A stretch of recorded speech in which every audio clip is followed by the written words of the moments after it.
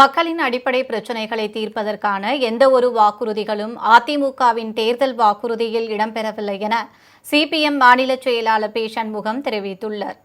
சென்னை பாரிமுனையில் தமிழ்நாடு அரசு அமைத்துள்ள ஓய்வு பெற்ற நீதியரசர் KN பாஷா ஆணையத்திடம் பி. சண்முகம் மனு அளித்தார். அப்போது செய்தியாளர்களிடம் பேசிய அவர், KN பாஷா ஆணையம் சாதி ஆணவ கொலைக்கு எதிராக சிறப்பான சட்டத்தை உருவாக்கும் என கூறினார். மக்களின் அடிப்படை பிரச்சினைகளை தீர்ப்பதற்கான எந்த ஒரு வாக்குறுதிகளும் அதிமுகவின் தேர்தல் வாக்குறுதியில் இடம்பெறவில்லை என குற்றம் சாட்டினார். எப்படியாவது தேர்தலில் வெற்றி பெற வேண்டும் என்கிற நோக்கத்தோடு அபரிமிதமான பல வாக்குறுதிகளை வழங்குவது என்பதை பல்வேறு கட்சிகளும் வழக்கமாக வைத்திருக்கிறார்கள். அப்புறம் பலவற்றை நிறைவேற்ற முடியாத நிலைமை என்பது பின்னாடி ஏற்படுகிறது.